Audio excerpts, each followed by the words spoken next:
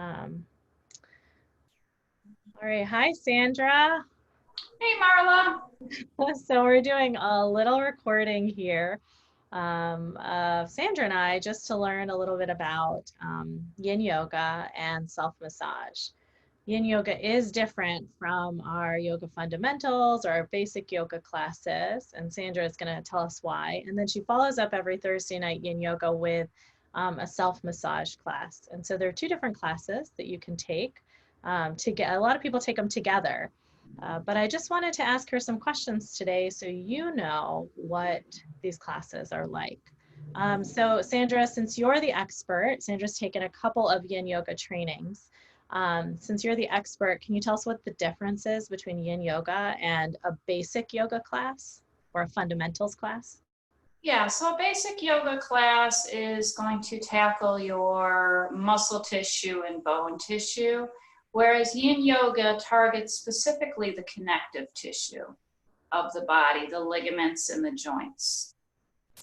And so in our regular practice or our fundamental practice, we typically move through postures at a little bit quicker of a pace. And they're not held so long. Whereas in Yin Yoga, the traditional hold for a Yin Yoga posture is 5 minutes or longer. They can vary anywhere between 1 to 5 minutes, but 5 minutes being the traditional hold. And they're all seated or lying down postures. Okay, so when I'm thinking about taking a Yin Yoga class, I want to think about I'm going down to the floor and I'm going to do long held postures. Correct. And that gets me to the connective tissue. Correct. Is the connective tissue impacted during my basics class as well? Yes, it is, but not to the same magnitude as if you were to hold the postures longer. In our basic class, we are moving through the postures. So yes, the movement does tackle the connective tissue, but the longer holds with the passive holds, the passive holds is what gets into the connective tissue. So passive hold is like when you're supporting the body or there's some block or bolster or something supporting the body. Is that what you mean by passive? No, I mean, coming to your comfortable edge.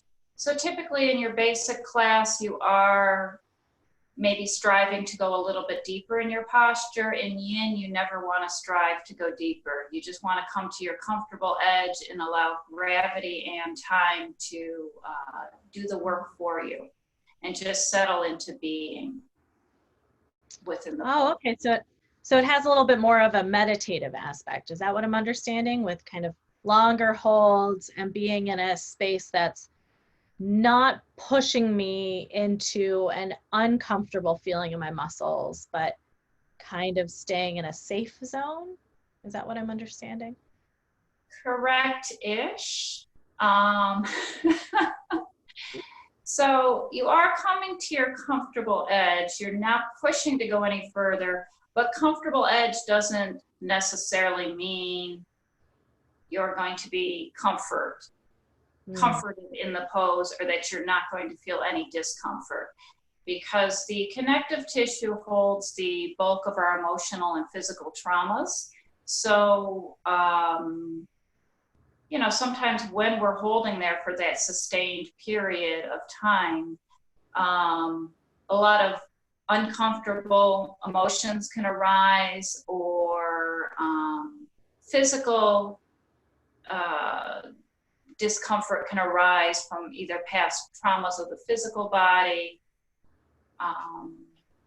and or just tightness of muscle tissue, scar tissue, or the connective tissue itself. And that does mimic my experience with Yin Yoga classes with you. That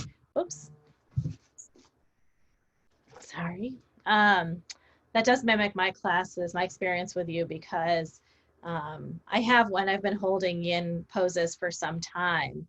I've noticed that I get a little bit more uncomfortable as the time goes on. So I know that we do need some support, right? Do we need blocks or cushions or pillows for this class? Yeah, so it's ideal to have bolsters, large couch pillows, bricks. Um, in Yin, we use our props to take the edge off the posture, but not fully support. That's what differentiates restorative yoga from Yin Yoga. In your restorative yoga classes, you'd have the props fully supporting you so that you don't feel any stretching or any strengthening. Whereas in Yin, you come to your comfortable edge, and to take that intense edge off of it, you can use the proppings to hold you up slightly so that you're still feeling a stretch, but it's not too intense. Okay. Yeah. Thanks, Sandra. And then right after we have self-massage class that starts at 6:45 right after. How would you describe that class? So that class is for anybody who, you know, has tension in different parts of the body and would like to learn how to massage them out themselves. We target different areas of the body, sometimes larger areas of the body, sometimes smaller areas of the body. Typically, our work is done on a mat with 2 tennis balls or 2 balls that are the size of tennis balls. They could be yoga tune-up balls. Occasionally, we will use the wall or a chair or other props, but mostly it's meant for deep tissue release in different parts of the body. And it complements the Yin practice because Yin is digging into the fascial lines, as well as the tennis balls will even further that experience. Yeah, they do work really well together now. I didn't even really realize that till you're talking about it, that both go really deep into the muscles, the connective tissue, and give you a new sense of kind of freedom, right, within our bodies after we do that. And you mentioned that we need tennis balls. You said 2 tennis balls or two yoga tune-up balls. So those are like rubbery balls that are about the same size as tennis balls. Yeah. And Have them. Oh, I have them right over there if you want me to hold them up. Or... yeah, sure. Okay. You do have them free. So we've got the tennis balls.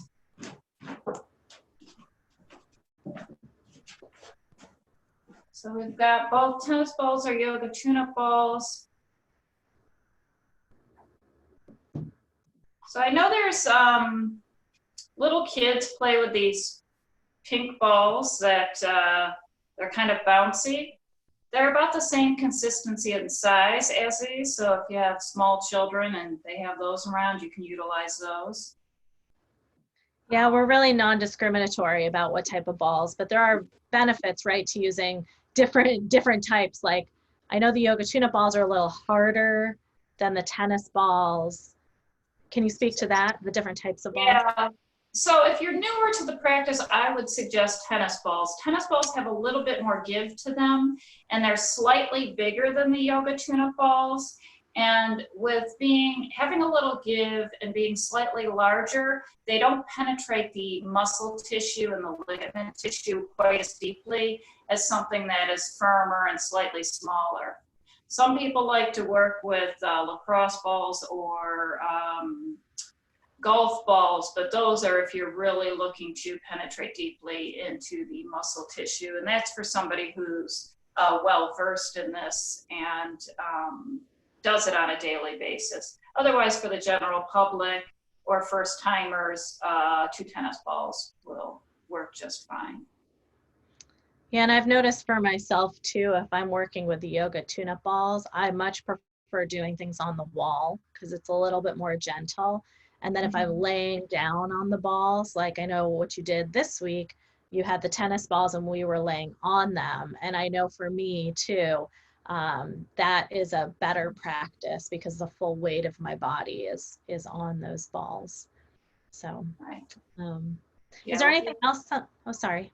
No, I'm just saying, like, yes, mat practice is very different than wall practice because the wall practice, is great for beginners as well, because you can choose your pressure. So if you need it more intense, you can press in a little bit more. If you need it less intense, working with the wall is great. And especially if you want to take this class, but you do have an injury, you could do the wall with less intensity rather than the floor. And I can always give those options during class as well.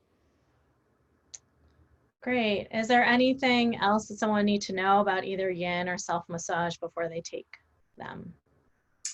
For either one, you can be at any fitness level, you can be any age. I know specifically for yin, a lot of older folks really like to take the class because as we age, our connective tissue does tend to dry out and become brittle, which creates the arthritis in the different joints.